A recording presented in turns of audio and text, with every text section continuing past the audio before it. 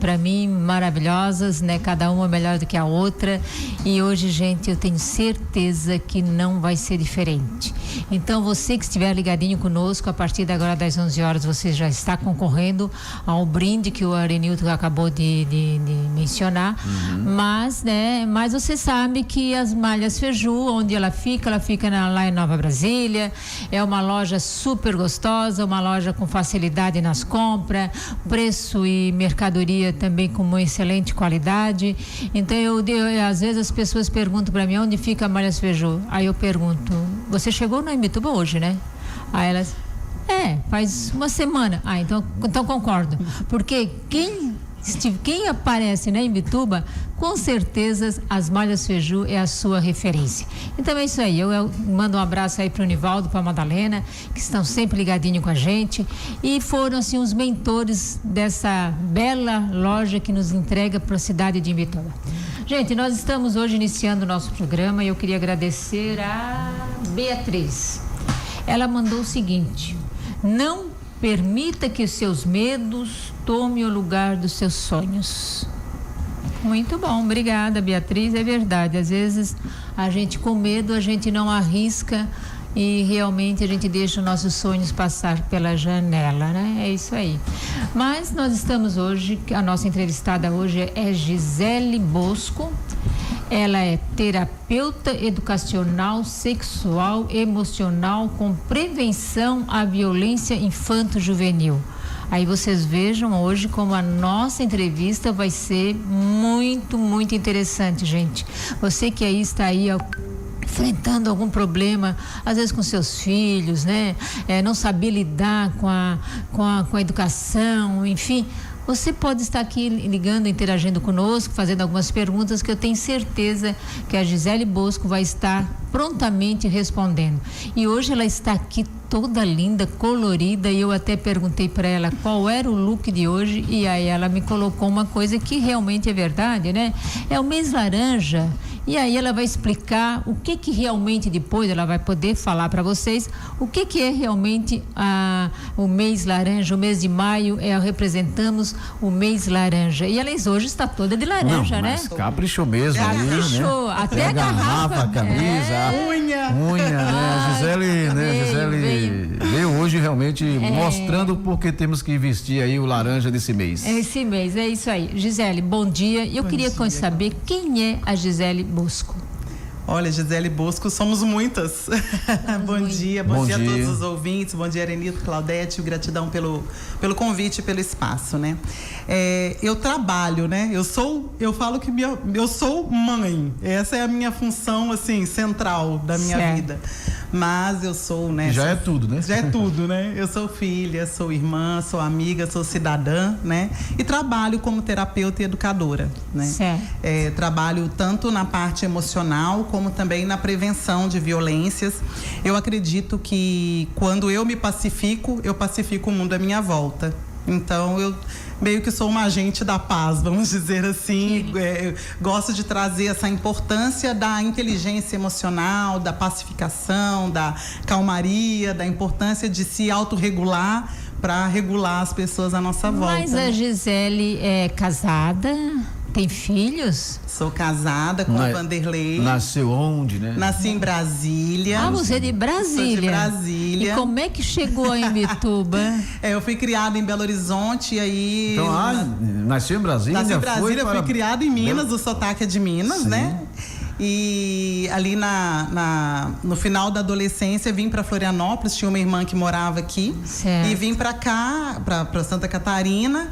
E em Imbituba foi o seguinte, eu comecei a trabalhar com publicidade, eu fazia uma lista telefônica e a gente abriu uma praça aqui, que a gente colocou em Imbituba e Garopaba, em 2005. Me lembro. E aí a gente começou... Lembro depois, não, em 2005 eu não estava aqui, mas eu me lembro depois que eu via, porque foi até, né, 2020. Isso. E aí trabalhando aqui, me apaixonei pela cidade, né? Olha só. E aí também pensei o seguinte, né? Se é daqui que eu tiro a minha maior fonte de renda, por que não trazer de volta esse retorno para a cidade, eu e minha família? Então a gente veio de Florianópolis para cá, a gente mora no Mirim, compramos uma casa no Mirim. Ah, você mora lá no Mirim? Sim, no Mirim. Olha. E desde 2008 nós viemos morar aqui de vez, né? Antes a gente só vinha trabalhar. E tomei como minha cidade, assim, né? Porque meus filhos acabaram os estudos aqui, né? Do ensino médio, depois foram fazer faculdade em Florianópolis. Mas eu tenho um carinho, um amor e uma gratidão por Imbituba, porque foi daqui que eu tirei o sustento da minha família por muitos anos, né?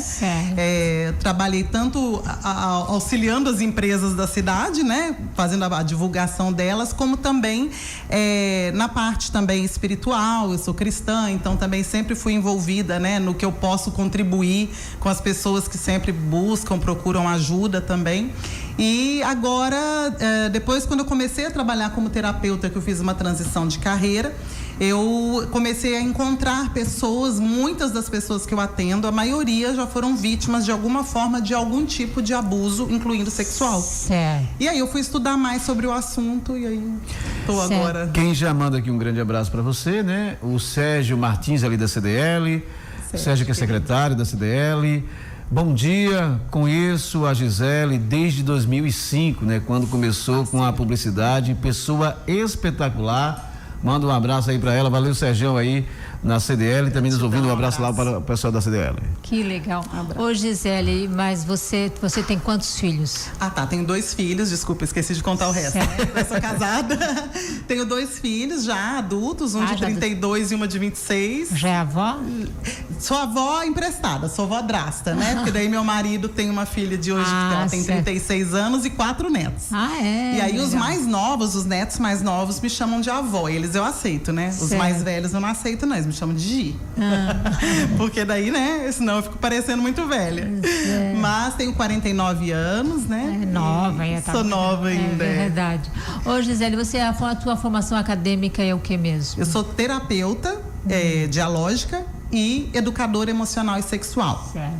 Nessa tua trajetória, qual foi a maior dificuldade que você encontrou na sua vida? Bom, hoje em dia, tudo bom? Hoje em dia, na parte mesmo, na parte comercial que eu sempre trabalhei com, né? Com a parte de empresária, empreendedora, tudo, sempre foi a dificuldade de trazer uma consciência de uma necessidade, por exemplo, na época de por que as pessoas precisam divulgar suas empresas. Certo. E hoje é convencer algumas lideranças do porquê é importante trazer prevenção e ensinar sobre violência e autorregulação emocional para crianças. Então você encontra essa dificuldade? Geralmente a gente encontra mais mesmo... Resistência, vamos dizer assim. Por exemplo, quando eu falo, né, que eu vou trazer esse tema da educação sexual, muitas pessoas pensam que vai ensinar, vai levar um órgão, né? Vai ensinar, acha que vai falar de gênero, não tem nada a ver. É ensinar a criança quais são as partes do seu corpo que são íntimas, que ninguém pode tocar, ninguém deve tocar, quais partes que se alguém tocar, o que você tem que fazer, se alguém quiser tocar ou mostrar para você o que você tem que fazer. E parece que é um assunto que ainda tem um pouco de tabu, tem muito tabu, não é um pouco, tem muito tabu.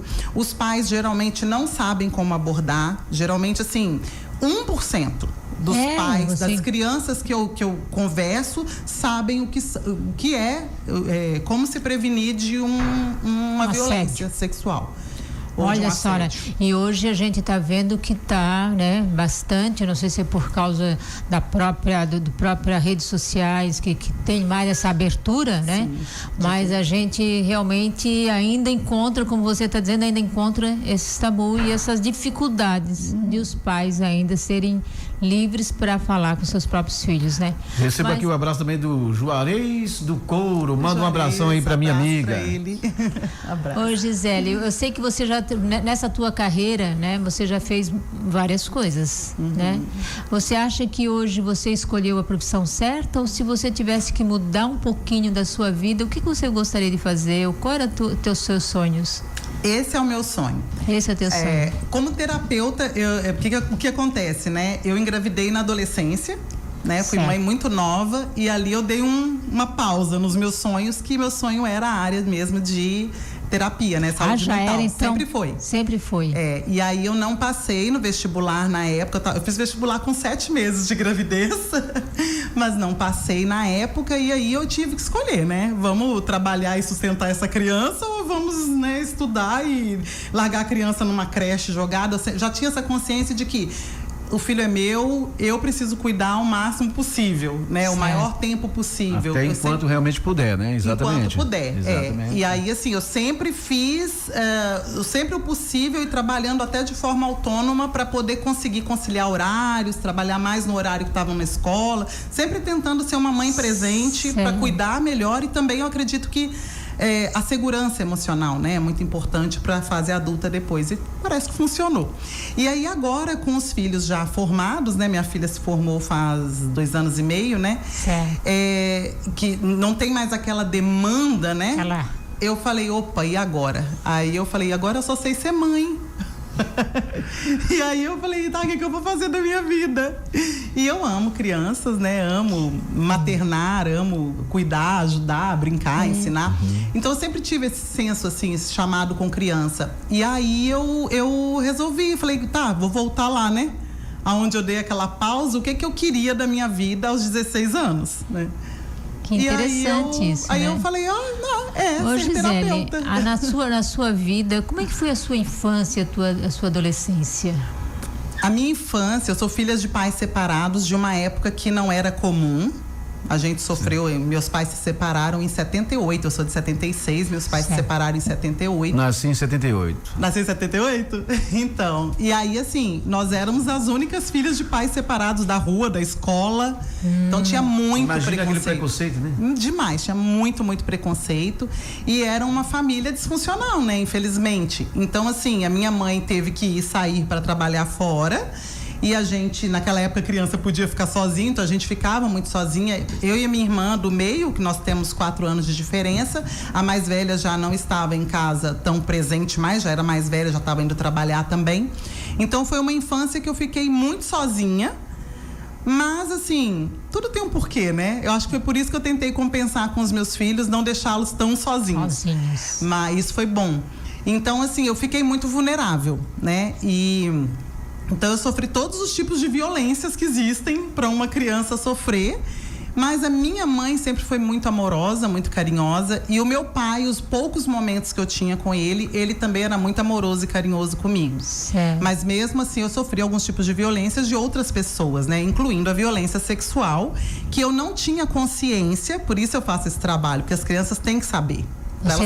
Você teve essa... Eu passei por violência sexual, não sabia que era violência sexual, porque na minha cabeça de criança, violência sexual é quando você sofre uma violência agressiva. Certo. E geralmente a violência sexual... A palavra violência para ti já era aquela violência pesada, de apanhar, forçar certo. Alguma coisa. Certo. E não, o abusador sexual, ele usa carinho. Ele usa amizade, ele usa aconchego, acolhimento, ele é aquele amigo que muitas vezes o pai não é. Ele é um amigo que a família muitas vezes não é. Ele começa por aí. Né? E começa por aí e ele vai indo sempre como carinho.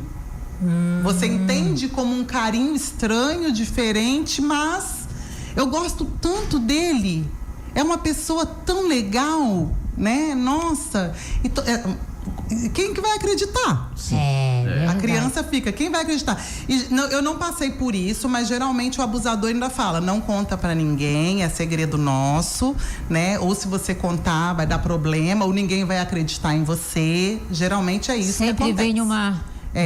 E o abuso, ele pode ser com toque ou sem toque, né? Eu passei tanto por abuso sem toque de uma pessoa, um homem adulto, mostrar as partes íntimas pra mim, eu criança. E você, né? Sem toque? Sem toque. Né? Esse é sem toque. Sim. Hoje inclui no sem toque os virtuais também. Certo. Você mostrar para uma criança uma imagem, um vídeo, a criança ter acesso à pornografia, e isso é violência sexual. A idade tu lembra ali, Gisele? Quando... Primeiro que eu me lembro, eu tinha 7 anos. Certo. E esse foi com toque. Sim. E a segunda... O toque com 7 anos. Com 7 anos. Aquela história de pegar no colo e ficar brincando de pegar no colo e pular. Sim.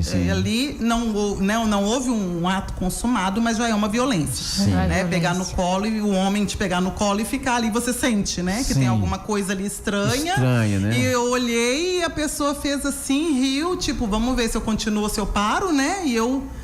Você criança ali, né? Eu criança, né? E não tive coragem de contar, porque eu pensei também, eu lembro que no dia eu pensei, tá, se eu contar é da família, né, próximo, se eu contar, o que vai acontecer? Vai dar problema na família? Você começa a pensar em várias situações. Você pensa até, nossa, minha mãe vai matar essa pessoa e daí vai pra cadeia? Vou ficar sem minha mãe? Você começa a pensar em várias situações, porque você não sabe, difíceis. A criança não sabe as consequências, a proteção que ela pode ter se ela contar. E se houver uma denúncia, né? E aí, em torno de 10 anos, aconteceu essa da pessoa estar num ato lá, usando suas partes íntimas, olhando para mim e para minha irmã. Esse nós contamos para minha mãe foi na delegacia, fez um BO e essa pessoa foi presa. E aí você já estava com 10 anos, Estava com 10 anos. E aí depois, algumas outras situações que inclusive às vezes eu vou trabalhando e vou lembrando. Vai fazendo Ontem eu lembrei de uma. Vai fazendo a montagem, né? E aí foi isso que despertou você entrar nessa área mesmo? Não, aí o que aconteceu? Daí eu bloqueei isso na minha mente, sempre fiz terapia, porque eu sempre tive muita ansiedade, é uma das consequências, ansiedade generalizada, tendência à depressão. Então eu sempre tratei, muita dor de cabeça, sempre tive muita dor de cabeça sem causa aparente. E é muito comum ter dores no corpo, em várias partes, a autoestima muito baixa. São vários sintomas, vários. Uma codependência emocional, né?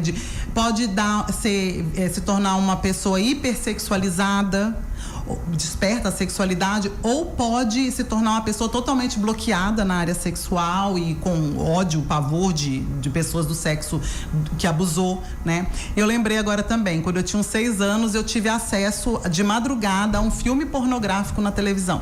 É outro tipo de violência sexual. De violência.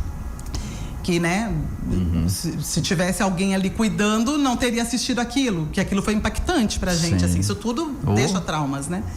E aí, aí agora, eu mesmo fazendo terapia, eu nunca me importei, nunca acessei. Mas quando eu comecei a trabalhar como terapeuta, começaram a chegar pessoas adultas que já tinham sido vítimas de violência, que comentaram, e especificamente veio uma adolescente para mim que tinha vindo por causa disso. O padrasto abusava dessa adolescente e o padrasto tinha sido retirado de casa, e a menina veio para terapia.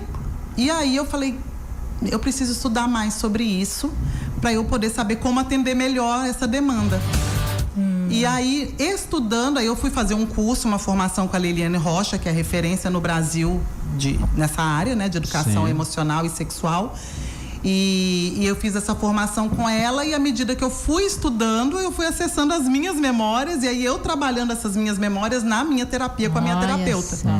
E aí eu pensei, gente, eu sempre quis trabalhar com criança. E aí, claro, quando você lembra dos traumas, te dá raiva, né? Olha, E aí eu transformei essa raiva em missão. Tem pessoas aqui, inclusive, mandando mensagens, parabenizando a entrevista de hoje. E tem uma pessoa que escreveu aqui um relato, né, sobre essas situações, e ela disse que, em suas palavras, né, voltou também lá atrás, o passado dela, e que hoje com certeza as coisas estariam mais assim corajosas, né, para enfrentar os desafios, né, que tinha. Mas ela parabeniza aí a entrevista da Claudete, que é um assunto bem, né, delicado, mas que tem que ser falado mesmo, tem que ser colocado no ar, tem que ser, né, feito várias, vamos dizer assim, atuações. E tem umas perguntas também aqui para a Gisele, então rapidinho o intervalo aqui, pode ser? Rapidinho aqui o intervalo e a gente volta daqui a pouco com mais informações, é rápido demais, a gente volta já. Saúde.